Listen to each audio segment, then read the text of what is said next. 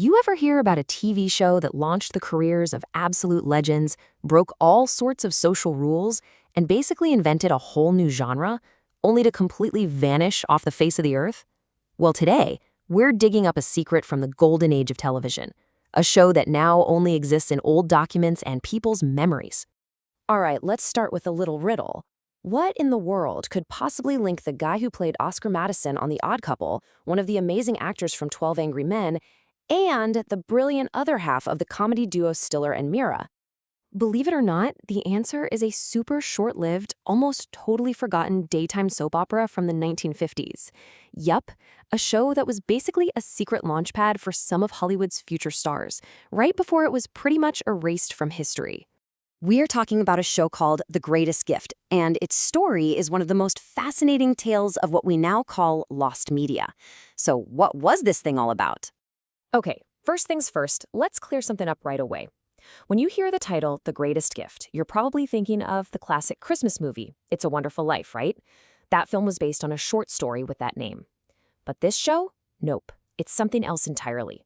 No angels, no George Bailey, no Bedford Falls. This was a medical drama. So the show ran for just about a year on NBC, from 54 to 55. It was a 15-minute daily soap opera, can you imagine? Set in a small town in Connecticut. And kind of interestingly, it was filmed in Philadelphia, which was a little weird since most network shows back then were coming out of New York City. But what really made this show a trailblazer wasn't where it was filmed, it was who it was about. So let's meet our main character. To get how groundbreaking this was, you gotta remember what 1950s TV looked like. Most women on TV were housewives. Their whole world revolved around family, getting married, and running the home. But The Greatest Gift was all about Dr. Eve Allen, played by Ann Burr. She wasn't looking for a husband. She was a doctor trying to take over her uncle's medical practice. Just think about that for a second. Dr. Eve Allen was the lead of a medical drama a full 9 years before General Hospital even hit the airwaves and made that genre a daytime TV powerhouse. A professional woman as the hero, dealing with a complex career in the 1950s, it's just hard to picture today. Now, the show wasn't just ahead of its time with its hero. It also really pushed the envelope on what was considered okay to show on daytime TV. And it did it all with a cast of actors who, at the time, were complete unknowns. Right before it got canceled, one of the last big storylines was about a couple trying to adopt a baby through a black market ring. I mean, this was a hugely scandalous topic for the mid-1950s, dealing with illegal stuff and the desperation of couples who couldn't have children. It just showed that they were willing to go there, to explore these really dark, messy parts of society. And the cast that was delivering these intense storylines, oh my gosh, it was absolutely stacked. A young Jack Klugman was a regular. So was Martin Balsam, who'd go on to win an Oscar. And in a supporting role, you had the amazing Ann Mira, years before she'd become a comedy icon. So you have a future TV legend, an Oscar winner, and a comedy pioneer all acting together in a 15-minute soap opera that basically nobody remembers. Imagine that. So we've got a groundbreaking idea, a cast that was destined for stardom, and storylines that were super daring for the time.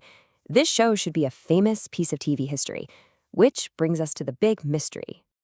After hearing all of that, you're probably asking the most obvious question, right? Where can I see it? Where are the clips, the old episodes? And the simple, kind of brutal answer is you can't. Not a single one of its 200-plus episodes is known to exist anymore. The show is completely and most likely permanently lost. So what happened? Well, it really just comes down to how TV worked back in the 50s. It was a live thing. The actors would perform it, and it would get broadcast directly into your living room. Recording wasn't the standard. The tech they used, called a kinescope, was expensive, and the copies looked pretty bad. For a little daytime soap opera, it just wasn't worth the money. And any tapes that they did make were usually just recorded over to save a buck. The whole idea of saving these shows for future generations just wasn't a priority. When you think about all the history that just vanished because of that, that really stands out. So, if nobody can watch it, does it even matter? What's the legacy of a ghost? Well, as it turns out, its influence is still all around us, even if we can't see the original. So even without a single surviving frame, you can totally see the mark that The Greatest Gift left behind. It made the idea of a professional woman leading a show feel normal. It gave future superstars some of their first real work. It pretty much laid the foundation for every medical drama that came after it, And it proved that daytime TV could handle serious stuff. Its legacy isn't sitting in a film vault somewhere, it's in the DNA of the shows we watch today. And all of this leaves us with one final, kind of haunting thought. The greatest gift is just one show we happen to know about. It really makes you wonder, doesn't it? How many other firsts, how many other shows that pushed boundaries and featured incredible performances have just been completely wiped from existence, lost to time, just because nobody thought to hit record?